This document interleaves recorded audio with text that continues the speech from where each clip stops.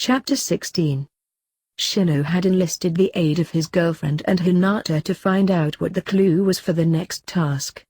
He had figured out very quickly that he wouldn't be able to open the egg, even in an enclosed room, without setting off his entire hive. Whatever frequency the egg was on, it upset the insects to the point where Shino had great difficulty keeping them in check. It practically whipped them into a killing frenzy. Hyped up to the point where they were overpowered he could live with, whipped into a killing frenzy where he had almost no control over them was unacceptable. Which was why he gave the egg to Haku and begged her to find a way to hear the clue. She had accepted the challenge, and 3 days after being given the egg found the clue by accident. She had started to keep the egg on her to keep the Slytherins from getting any ideas of opening it around Shino, even to the point of taking it to the bathroom with her.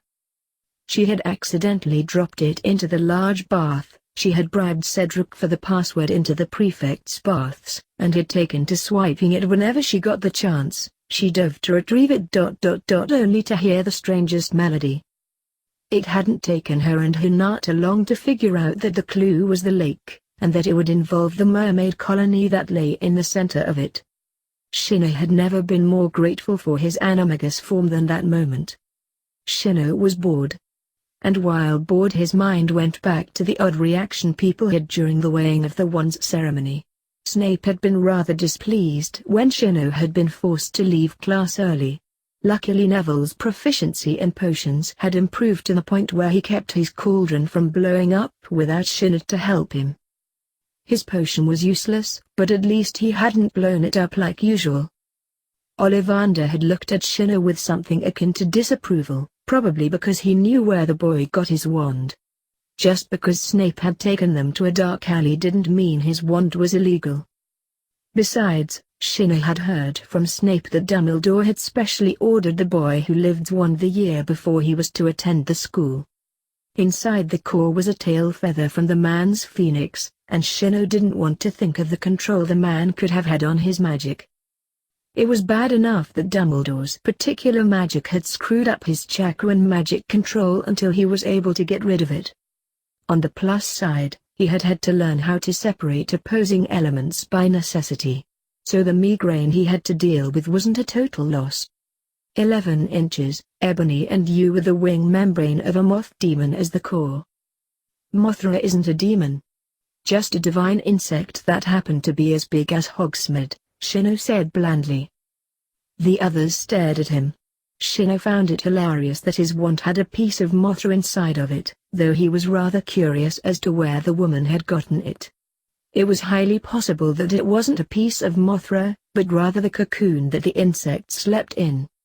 After that, an odd woman named Rita dragged him into a small closet for an interview. Shino had to fight the temptation to destroy the quill she used, though clearly Rita had never encountered an Aburame before. Shino had employed the traditional Aburame wall of silent observation, something he had spent years learning from his father and clan. He was only vocal around Naruto or his team. Outside of that, you were lucky to get a word in 5. Rita yammered on, attempting to get him to talk, only to get Shino's rather silent unblinking stare in return. She had been so creeped out by that trick, that she hadn't come near him again. Anko and the others had found that rather amusing. Shino decided to hit the library. He already had a plan of action. He would water walk to the center, drop his chakra control and go underwater about 5 feet, then transform and grab his hostage. His hive could live under 5 feet of water, though the question was whether it would survive the sudden drop in temperature. If he was lucky, one of the wasps would die off, and the rest would leave his body only to drown. It would be quick, painless, and he wouldn't feel guilty about their destruction. As it was, once Shino got back to Konoha he was relinquishing his wasp hive. Even he knew his own limits. He ended up greeting a bizarre sight. Sasuke was sitting with Hermione Granger, cheerfully chatting like old friends. Shino had to blink at the sight. Sasuke never associated with the opposite sex, except Sakura, and that was under extreme protest. To see him with a girl and not trying to run away was surprising. If this continued, it was likely Sasuke would date the girl, who was definitely a better match for him than most of the females back home. Hermione saw Sasuke for himself, and she had lost her fangirl tendencies 2 years ago. She was intelligent, resourceful, and she had a good head on her shoulders. The only downside was that she wasn't a shinobi, but that could be fixed in a few years. Haku was once a civilian, and look where she was now. A chunin on the fast track to making jounin before she was 17. Shino noted the silent crowd, and went to join them. "So any plans for this weekend?" asked Haku. It was a Hogsmeade weekend, and the two girls usually went shopping with Hermione and another named Luna if they hadn't already made plans. "I was thinking 3 broomsticks, honeydukes, and seeing where Itachi and Kisame made the biggest impression," said Shino back. Haku had laughed for an hour when she heard about how people reacted to her uncle. Shino still couldn't believe she called the shark nin uncle in the first place, but after Haku explained about the 7 swordsmen he had understood. At least Kisame approved of him. Chances were high that once Itachi finished his undercover assignment he would bring Kisame back with him. If only for the entertainment value he wrought. Haku nodded. Shinobi didn't really do much on dates aside from talk and enjoy the peace. It had to do with coming from such a military background, though that never meant they didn't have fun. It just meant their idea of fun and civilians were slightly skewed. It wasn't like they couldn't nick some alcohol. That always proved entertaining.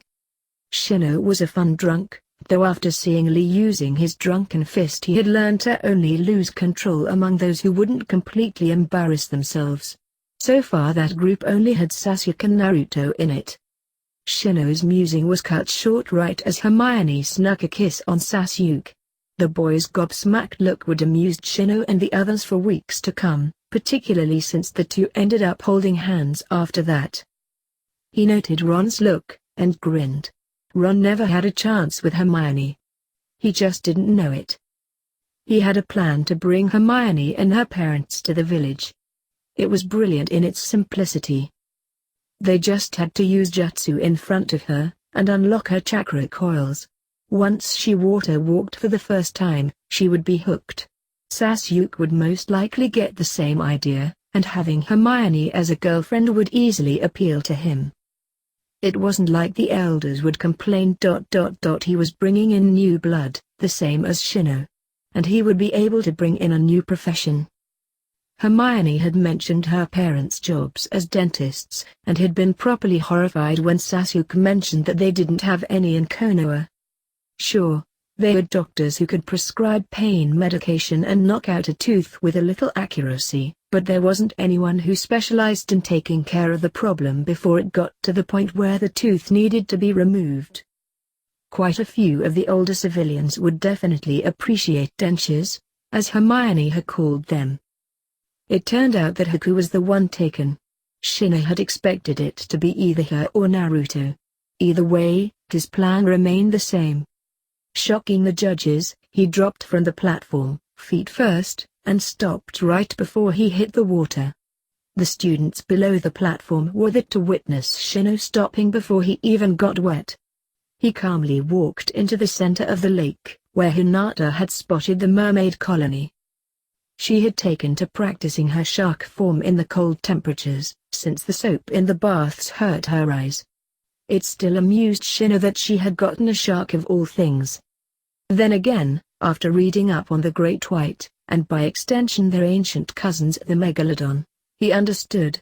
Sharks have a special eye that allows them to see almost everything, down to electrical currents in the water. It was the animal equivalent of the Byakugan, only without the gentle fist to take out the target without damaging them too badly. If anything, those teeth were the exact opposite of the Hyuga gentle fist. The serrated edges alone were designed to shred prey, and Hinata had shown him the multiple rows of teeth to replace any that were damaged. Shino had easily gained a whole new respect for Kisame, Haku's uncle. Though he found the bit about sharks being repelled often by dolphins hilarious. He could easily see that tidbit becoming an ongoing joke among the Chunin, since Iuka's name meant dolphin. About 2/3 of the way in, Shino allowed his chakra to drop him into the lake. George had mentioned he couldn't swim that well, and Shino wasn't going to leave the poor boy hanging. He shifted into his basilisk form, and went in search of George. George Weasley was having a tough time. His mother had given them the most basic of swimming lessons, and that had barely covered diving. A quick bubble head charm kept him from drowning, but that was it. He really didn't think he would make it to the center of the lake within the time limit. Suddenly, he felt a cold chill go down his back. He swiveled and came face to face with his own death. It was a giant snake, and the eyes were as cold as a doll's eyes, only they had a slit in the middle of them, a single emerald green . Wait a minute. George released the breath he had been holding. There weren't any snakes in the world with emerald green eyes like that. He still pissed his pants at the sight of the snake though. Any thoughts of that serpent being there to eat him went out the window when he saw the amused look in its eyes. He had caught a glimpse of Shino's eyes once, and they were the exact same shade of green that Snake had. The snake swam up beside him and hovered there. Its message was obvious: grab a spike and hold on. The two went deep into the center of the lake and George didn't let go until they were right at the hostages. Shino had noted that the French girl had gotten caught, and gone back above. He didn't think she would make a second attempt. The mermaid looked rather annoyed when he used his fangs to saw through the ropes, and was very angry when he went to retrieve the other female there. George held onto his brother and used the ropes to secure the French girl and Haku to Shino. Then he grabbed a spike with his free hand and held on. They missed the misshapen shark completely. Gasps of shock and horror were heard when Shino surfaced. The second Haku came out, she coughed up the lake water and undid the ropes. Shino gestured to the French girl, and Haku took the hint. She walked to the shore, keeping the girl above water. Fred and George held onto Shino so they wouldn't run out of energy halfway back. Shino slithered onto the shore, and shifted back. His coils seemed to double in on themselves, and he thoroughly enjoyed the look of disbelief on the judges' faces. "What's my score?" he asked amused. Fred and George were shivering, and only Haku wasn't wearing a blanket. Fleur thanked him profusely for rescuing her sister Gabrielle, and to Haku's annoyance she even gave him a kiss. Shino noted a beetle in Haku's hair, and reached out to grab it. How did this get there? He put it in the special container he carried everywhere. The thing chittered rather furiously, as if angry about something rather unusual. Shino had the best score, despite the fact he didn't swim like he was supposed to. The fact that he had assisted fellow champions didn't hurt his score either. After the task, Shino got a letter from home. His mother was going to have his little sister, they had checked, within a week. There wasn't any chance in hell he was missing that. So he wrote back, and set up a time for Naruto to summon a toad and reverse summon them to Konoha. Just for the day. Minato would summon them home, but Anko would summon them back through the snakes.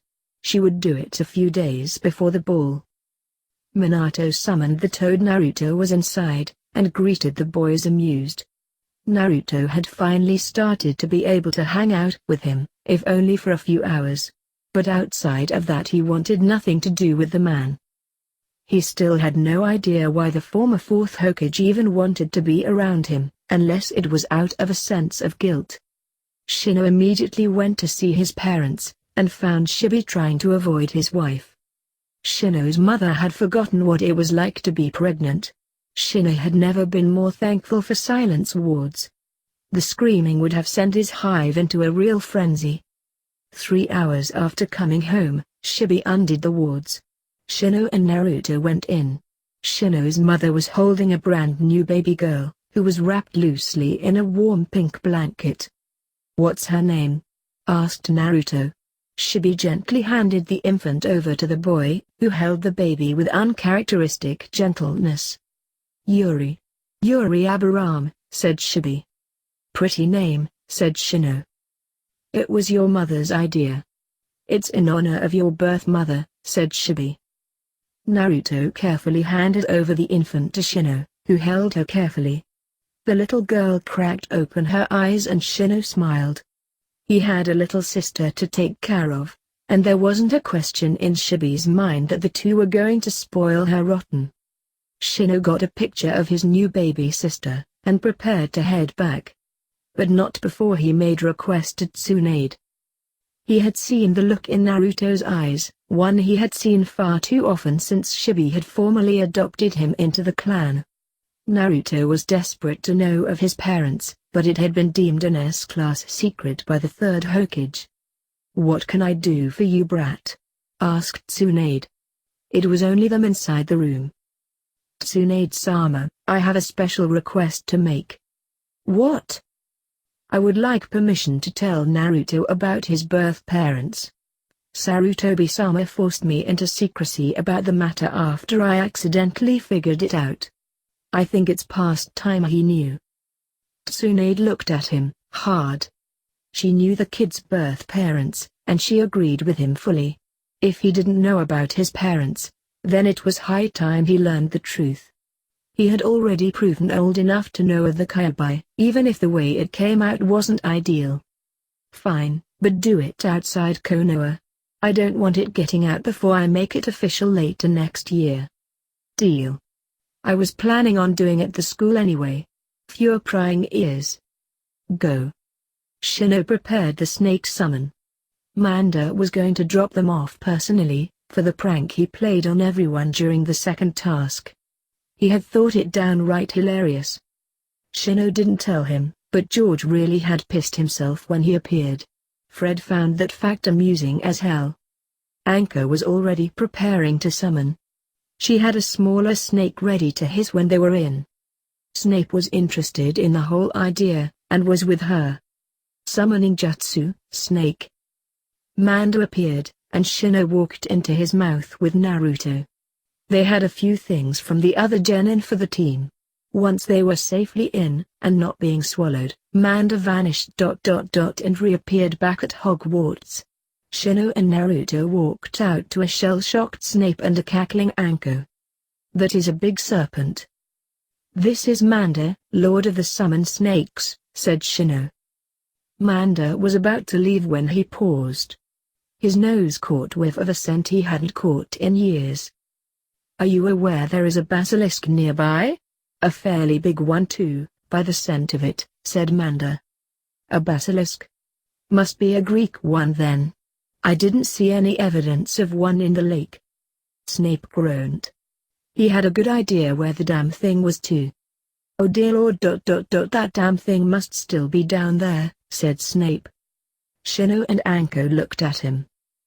"You knew there was a snake and you didn't say anything?" "It's safely contained inside the second-floor girls' bathroom. Myrtle is guarding the entrance in case the damn thing gets out, so we'll have some warning." Shino grinned. Here was the perfect present for Anko. He had actually been considering making homemade dango as a present, but this was even better. "Haku, do me a favor and guard the bathroom while I retrieve Anko's present." Shino went inside the bathroom. Myrtle only kept an eye in case the snake got out. She never said she would keep someone with the ability to open the door out. Haku distracted the ghostly girl by chatting about the differences in water while Shino located the entrance. After learning of the Greek basilisk, he had bribed Jiraiya to learn of a seal that could remove the dangers of its eyes. Getting close to it without dying would be easy. Getting on it without getting bitten was another story. Shino levitated downwards on his air discs, since he didn't want to slide down. It was a dead giveaway he had done something. Besides, he didn't want to catch anything from them up. He went down the passages, his lightning bugs giving him more than enough light. He had managed to get rid of half his Japanese wasp hive, which seemed to alleviate the problem he was having with them. Once he returned, he was putting the rest back into the communal hive. He had already shown the odd beetle to his father, though he suspected it wasn't a beetle at all. He kept forgetting to ask McGonagall if it was possible to become an insect animagi. Seeing the rather tacky door, he couldn't help but wonder if this was designed by Okaimaru. Going inside, he really had to wonder. If it wasn't for the relief at the back, he would have sworn he had found Okaimaru's secret base. It was certainly tacky enough. Shin had tried various commands to open the door, but none seemed to work. Finally, he got fed up enough that he said, "Speak to me, Slytherin." The mouth opened ... and Shinny heard the sound of something coming out. He swapped out his glasses for the ones he had bought. They were blacked out. Unlike the usual pair he wore that dimmed the lighting. It would take a little water to clean off the paint. "Who dares enter my lair?" a voice hissed. It sounded cranky. He must have woken up. Terrific. "I have a business proposition for you," said Shino. "Go on." "If you allow me to seal your eyes, I can get you out of this drafty, cold cave and into a forest with plenty of prey for you to eat. I could even alleviate some of the fang ache from having too much venom in there. And in exchange? You become a summon animal for a friend of mine.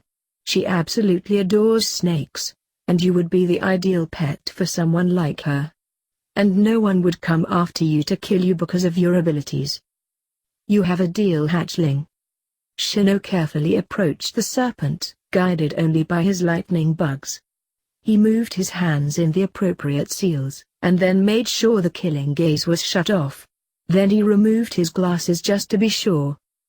The snake had to be nearly 110 feet long, and very deadly.